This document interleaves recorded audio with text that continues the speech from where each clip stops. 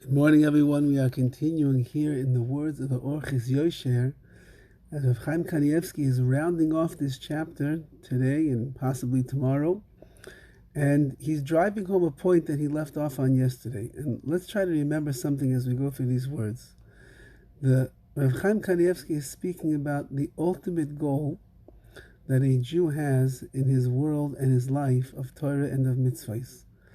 And although we are not holding perhaps by what he's going to say right now, it's something for us to keep in mind because it's a lofty level and his words are very strong and powerful over here. And we mean no offense to anyone as we say over these words of Rav Chaim Kanievsky, who's quoting the great rabbis of previous generations.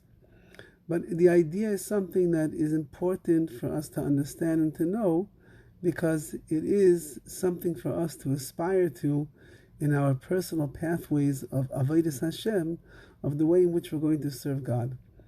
And he writes, as he was mentioning at the end of yesterday's class, that a person needs to realize that the statements that our Chazal, that our sages have said, are emes la'amita, they are 100% true, and a person who follows the words of the sages and believes in the words of the sages and understands how imperative it is for a person to keep them, so all the brachas, all the blessings are going to come to such a person.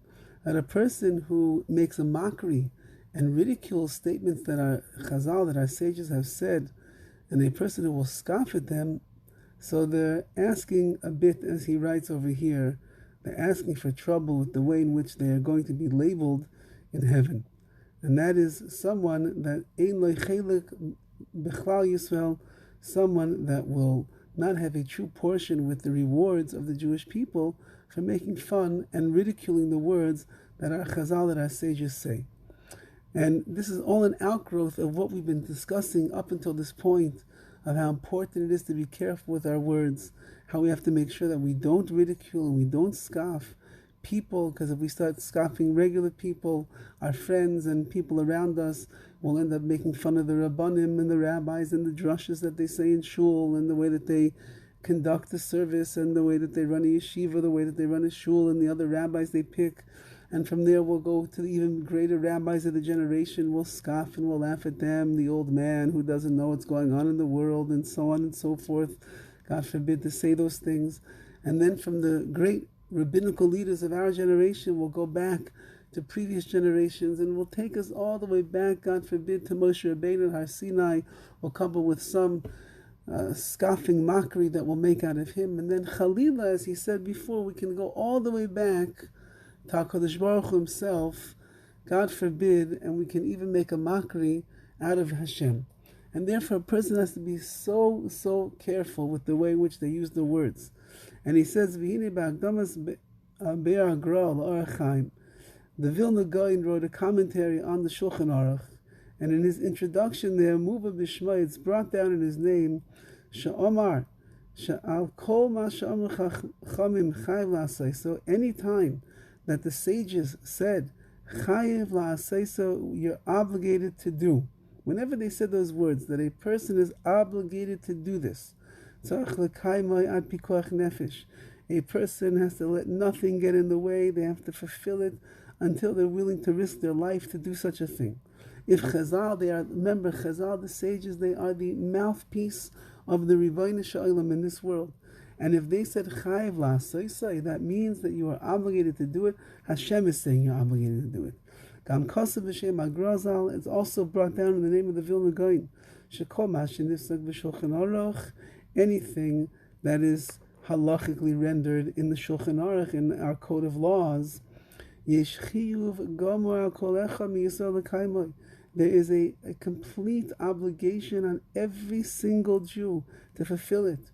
And anyone who doesn't fulfill a word that it says inside of the Shulchan Aruch in the Code of Laws, Nikra Avaryon, that person is considered to be a sinner.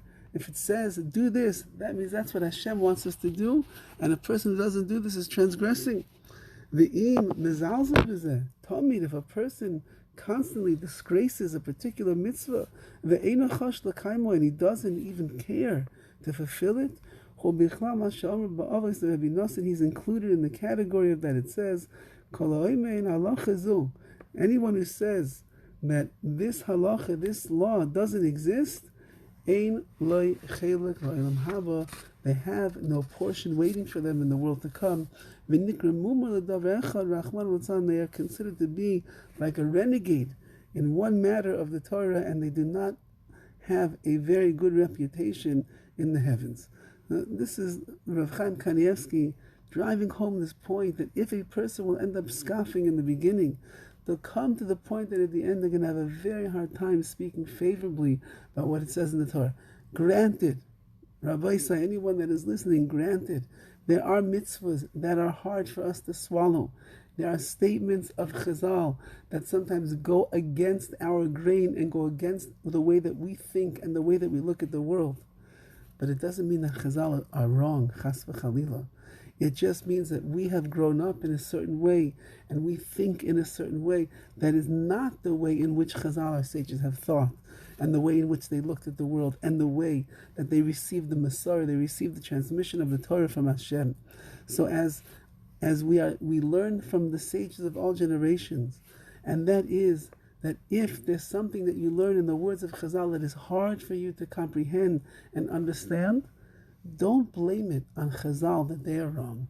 Rather, a person must try in the best way possible to bend their mind and their heart to understanding what exactly Chazal, the sages, are telling us.